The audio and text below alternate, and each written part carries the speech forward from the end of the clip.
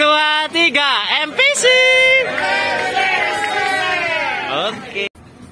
Selamat pagi, assalamualaikum warahmatullahi wabarakatuh.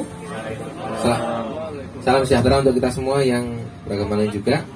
Tujuan pertama hari ini ke Pantai Timang. Nah, Pantai Timang ini terkenalnya karena gondola. Dulu sebenarnya Timang ini untuk nelayan saja, karena di situ karang yang di tengah. Nanti kalau naik gondola, kalau ada yang berani silakan nanti naik ya gondolanya. Kalau nggak berani jangan, ngompol pasti, ya kan? Tapi kalau nggak berani, kalah sama 2 minggu yang lalu saya bawa Memes berani, ya kan? Memes siapa? Memes artis. Oh, artis Pak. Tapi terkenalnya Pantai Timang ini karena Running Man. Acara TV Korea, ya kan? Running Man, pasti ada yang paham lah. Tahu saya. Iya, Running Man itu pernah syuting di situ 2 episode. 2 episode. Jadi mereka kayak pacu adrenalin biasa kan, Running Man kayak gitu, ya kan? Nah, biasanya yang banyak ke situ. Ya. Nah, kembali lagi ya. Hari ini kita ke Pantai Timang. Makan siang juga kita khasnya Pantai Timang yaitu lobster. Asik. Lobster. Nah, jangan sampai nanti pulang-pulang jadi udang. Ya. Jadi lobster. Oh ya, saya saran nanti kalau kita makan seafood, saran saya minumnya jangan jeruk. Karena vitamin C kan. Karena lobster ada lobster, udang dan lain-lain ada merkurinya. Takutnya langsung sakit perut. Ya. Lebih aman safety teh. Teh. Nanti setelah dari Pantai Timang, oh ya, Pantai Timang tadi awalnya memang untuk petani lobster dan kepiting, karena memang hidupnya kan kalau lobster dan kepiting di karang-karang. Gondola itu alat untuk ke pulaunya karena di situ banyak lobsternya. Kalau nanti mau ambil foto, saya nggak tahu. Laki kan ada yang suka foto, ada yang tidak. Kalau cewek kan biasanya banyak foto. Itu nelayan-nelayannya yang di sana yang standby untuk gondola dan yang di jembatan penyeberangan itu, mereka sangat pintar sekali ngambil angle. Karena Pantai Timang ini favoritnya wisatawan asing. Jadi ngambil angle-nya bagus sekali. Mereka pasti sudah paham. Pinjemin aja HP-nya, minta tolong fotoin nanti di sana. Ya. Lalu setelah dari Pantai Timang, setelah makan, kita makan lobster, kita ke Pantai Wediombo. Nah, itu nanti lobsternya dikuras ya. Lobsternya dikuras. Nanti kita main-main lah. Enggak disiksa, main-main. Main-main nanti di sana sambil seru-seruan. Biar kalau katanya manajemen MPC biar kenal semua lah Mas. Nah, ada yang geng-gengan, ada gang gengkong, ada geng juga, ya kan? Nanti campur, saya random, kita main-main di sana ya. Asik. Sambil semoga nggak hujan dan nggak terlalu panas. Karena kemarin siang panas, malam hujan deras. Semalam kemarin saya sempat agak khawatir, jam 10 itu hujan deras Pak. Wah, ini nanti jam 1 nyampe gimana ini ya? Sekalipun jalan deket, kalau hujan tetap basah. Ternyata cuma nyiram jalan Pak. Nyiram jalan jam 11 sudah terang ya. Jogja secara keseluruhan sih Jogja. Siapa yang sudah ke Jogja lebih dari 1 kali angkat tangan? Lebih dari 1 kali? 10 tahun. Oh ya, yang guide-nya tadi 10 tahun. Ya. Ini rata-rata mungkin pasti sudah pernah ke Jogja sama keluarga atau mungkin grup dengan rombongan yang sebelumnya, ya kan? Pastinya Jogja kita lihatnya ya kota wisata dengan perbedaan budaya. Kalau sama Jakarta ya kalau di sini kejawen. Seperti contoh kayak di sini masih ada ceritanya upacara Jawa yang rutin diadakan. Contoh yang paling gampang kita lihat itu di Selasa Paingan. Waktu Selasa Paing itu Malioboro harus bebas dari kendaraan. Itu dibersihkan. Jadi 1 hari full 24 jam itu dibersihkan. Tidak ada kendaraan, hanya jalan kaki sama pakai sepeda. Ya, tidak ada sama dokar. Kalau orang sini bilang dokar kan itu kusir kuda, yang kereta kuda. Lalu ada juga di setiap suro. Nah, suro ini kalau orang Jawa suro, kalau orang umumnya orang Indonesia bilang 1 Muharram, 1 suro. Nah, itu biasanya ada upacara cuci keris kayak gitu ya. Di Jogja. Dan kebetulan Jogja ini kenapa dijuluki daerah istimewa?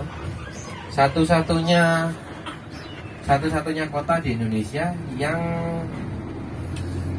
tidak pernah secara yurisdiksi tidak pernah dijajah Belanda.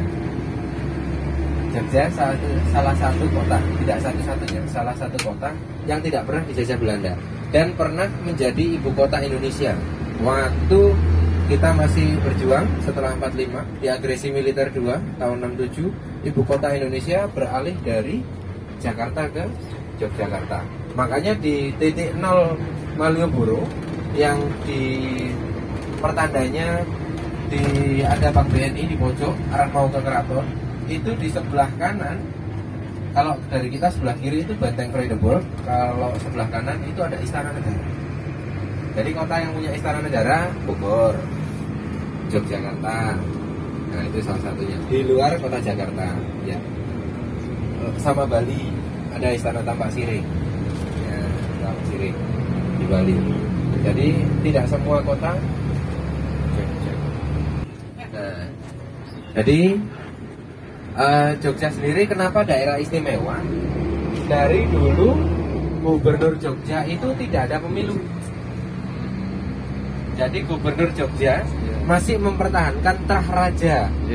Jadi dari Sri Sultan Hamengkubuwono I sampai sekarang ke 11, ke 10, mau ke 11. Nah, ini baterainya telah mulai Pak. Nah, kenapa ini yang ke 10 ini agak aneh? Karena tidak punya anak cowok. Semua anaknya perempuan. Jadi ini harusnya kalau menurut aturan kerajaan itu seperti Sri Sultan Hamengkubuwono VI kalau nggak salah, mohon maaf kalau saya salah, turun ke adiknya harusnya. Nah tapi kita lihat nanti seperti apa. Memang di Yogyakarta untuk gubernur tidak ada pemilu. Kalau wali kota ada. Ya, wali kota sama bupati ada. Di sini ada 5 region. Kota Madya Yogyakarta, Kabupaten Kulon Progo, Kabupaten Sleman, Kabupaten Bantul, sama Kabupaten Gunung Kidul. Kebetulan hari ini kita ke Gunung Kidul, ya, semua pantainya di Gunung Kidul. Nah, lalu masih ada ceritanya PNS-nya kerajaan, namanya Hulu Balang. Tahu gajinya berapa? 400.000 sebulan ya Pak? 1 bulan. Waduh. Kalau orang bilang, kalau Hulu Balang bahasa Indonesia ya. Kalau orang Jawa bilang ngarso dalem. Ngarso dalem. Nggih, ngarso dalem. Jadi dia dawuh sinuhun. Dawuh sinuhun itu berarti atas perintah raja. Ya, tapi mungkin dari 400.000 kurang lebih ya Pak ya. Saya tidak tahu nominal pastinya.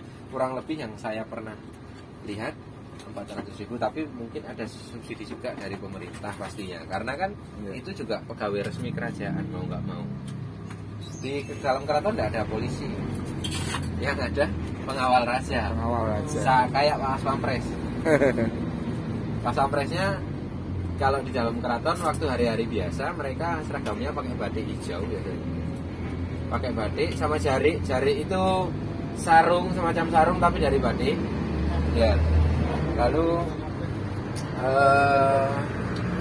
tidak pakai sendal, tidak pakai sepatu, tanpa alas kaki. Ya, jadi kalau sudah dalam kesinuhunan tanpa alas kaki. Nah, selain Jogja ini masih kota kerajaan karena ada yang menjadi gubernurnya adalah Raja Jogja, masih keturunan Hamengkubuwono. Loh, kenapa Solo kok sekalipun ada keturunannya kerajaan Pakubuwono namanya, itu kok enggak, kalau nama kecilnya Paku Alaman, kok enggak seperti Jogja? Karena waktu itu yang membela Indonesia untuk merdeka dan mendukung 100% untuk merdeka Keraton Yogyakarta. Keraton Solo lebih kepada tidak memihak kemana-mana, tapi ada juga yang bilang lebih memihak kepada Belanda.